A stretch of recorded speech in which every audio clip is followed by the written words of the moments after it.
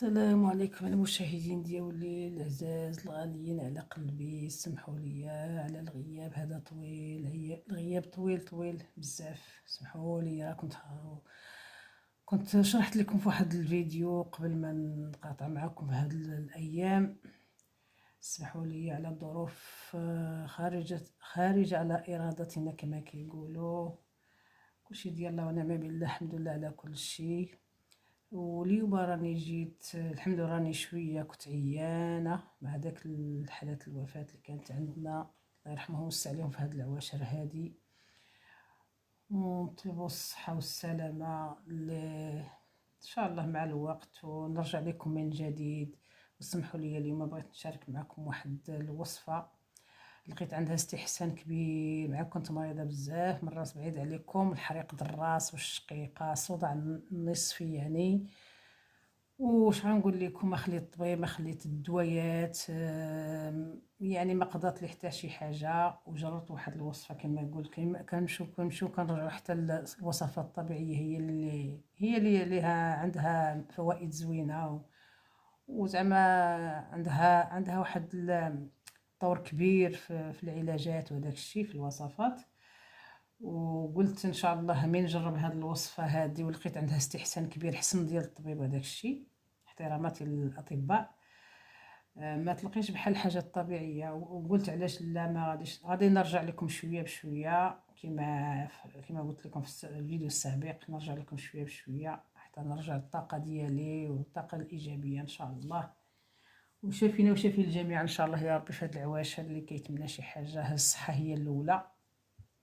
المهم باش ما نطولش عليكم في المقدمه، جبت لك واحد الوصفه طبيعيه كما عودتكم ديما، ولقيت عندها استحسان كبير والشفاء ومن الاستحسان. المهم لقيت عندها واحد النتيجه زوينه مع هاد الالم اللي كان عندي في الراس، بعيد عليكم الشقيقه وصداع الراس كامل، وما نقدرش يعني ما نقدرش نصور لكم فيديوهات. ولقيت هاد الوصفه جات معايا، ولقيت عندها استحسان كبير والشفاء من عند الله. حنا غير السبب والكمال على الله.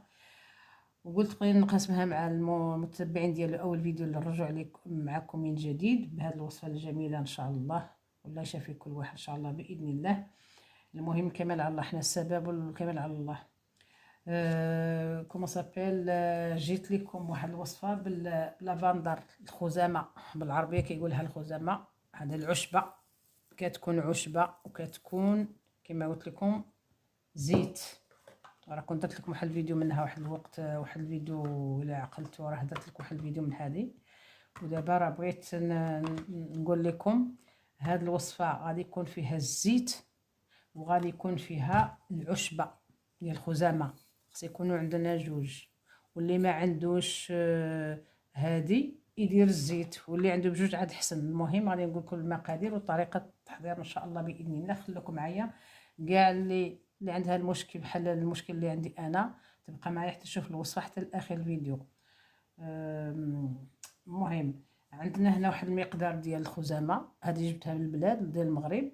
الا كان فيه شي عواد ولا شي حيدوا لي هذاك العواد، انا تصلوها وتنشفوها. ولا فيها شي عواد بحال هادو هكا يكونوا هكا باينين، حيدوهم. انا حيدت بزاف وبقى لي غير حاجه قليله ماشي بزاف، هي بحال هكذا واحد المقدار. بحال دابا انا غير واحد الشخص غادي نديرها غير ليا، يعني تستعملوها عده ايام. غادي نقول لكم شحال من يوم غتستعملوها. المهم عند المقدار هكا تكون هكا عشبه خزامه لافندر، وعندنا الزيت ديالها. ها هي الخزامه لافندر، ها هي كما كتشوفوا، هي اللون ديالها بحال هكذا معروفه. وعندنا زيت المائده، زيت المائده باش غادي نقول لكم الطريقه. واحد المقلاه غير لاصقه باش واحد المعلقه ديال الخشب بحال هكذا باش نحتاجوها مع المقله. وخص يكون عندكم مقادير وشي ورق ديال هكا ديال السوباله ديال اليدين اللي كنمسحوا به يدينا، ها هو. وغادي يكون عندكم واحد الزيف، غادي نقول لكم على الزيف باش تحزموا به. نحتاجوا لهاد الوصفه هذه شي زيف كما كان. انا لقيت هذا باش ما يبين ليش الزيت وداك الدواء وداك الشيء. يكون عندكم شي لون هكا غامق ما يبانش فيه الوصفه اللي غادي نديروها. وهذه في الاخير نعطيكم المقادير بعدين نقول لكم الطريقه. هذه لكامومي، هي بالعربيه سميتها فكرون. لكامومي هي لا لا تلفت ليا العربيه. بالعربيه سميتها هذيك. المهم غادي نشوف السميه ديالها بالعربيه وغادي نرجع لكم نقول. المهم غادي يكون عندها لكامومي بحال هكذا، كاين اللي كيكون عنده هكا بحال هكا الساشيات صغار، وكاين اللي عنده حبوب عشبه. المهم غادي نقول لكم علاش. المهم علاش غادي نديروا هذه في الاخر، غادي نقول لكم علاش. هذه غادي تنفع للالم الراس وداك الشيء بعد ابخي. المهم عطيتكم المقادير. دابا غادي نمشيو للمطبخ، تمشيو معايا للمطبخ وغادي نقول لكم شنو غادي ندير. اوكي خليكم معايا ما تمشيو فين.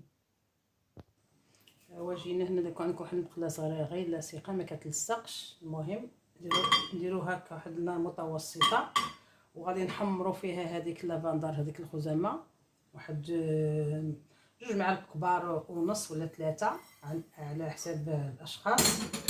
غادي نحمروها شويه مزيان في المقله، نقصوا لها شويه النار، نديروها على المهل بحال هكذا، نبقاو نحمروها مزيان كما كتشوفوا. حمر لينا مزيان ان شاء الله.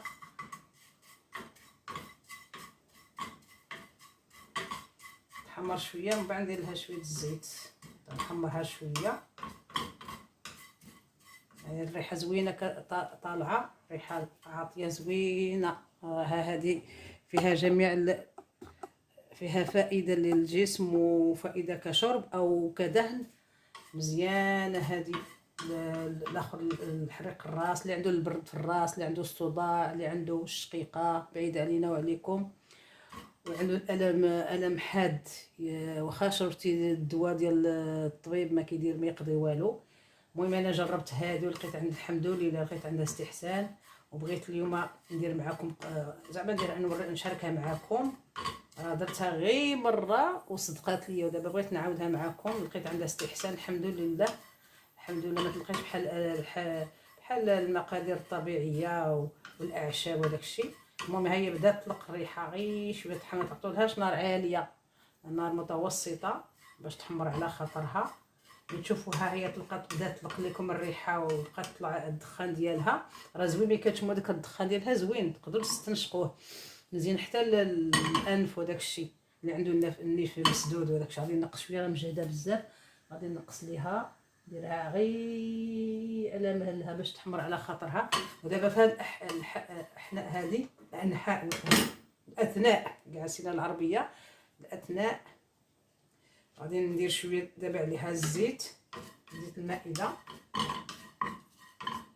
غيتحمر شويه بزاف البنات، ماشي بزاف، من 5 دقائق حتى ل 10 دقائق. دابا هاهي بدات تحمر لينا صافي، راه عطات لينا، حنا بغينا الغرض ديالنا باش تحمر وتطلق لينا داك الريحه ديالها. دابا غادي نطفي عليها كما قلت لكم، نخلوها تبرد شي شويه تدفى، ونرجع لكم باش نقول لكم الزيت اللي غادي نديرها.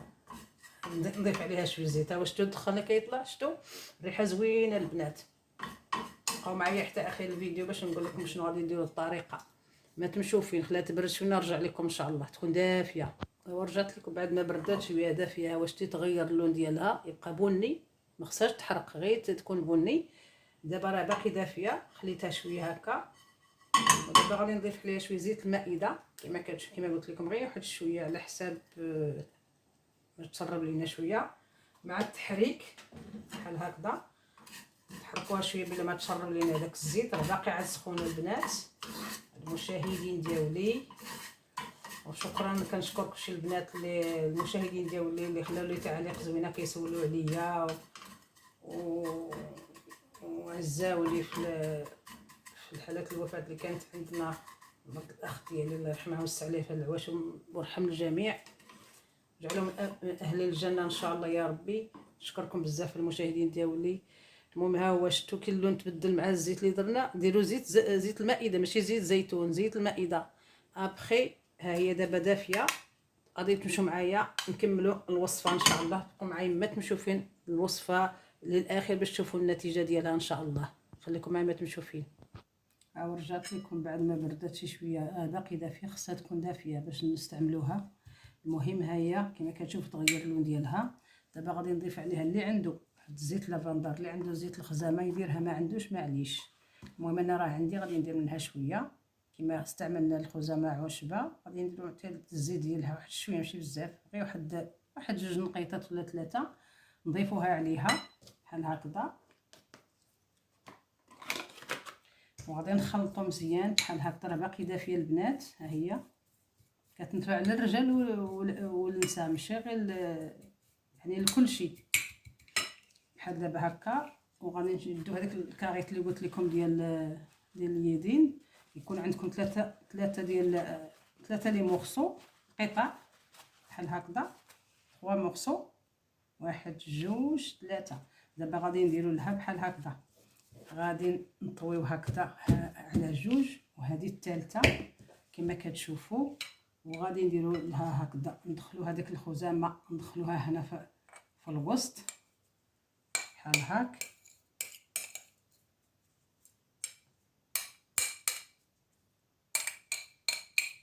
راه باقي عندها فيها البنات، ها هي كلشي.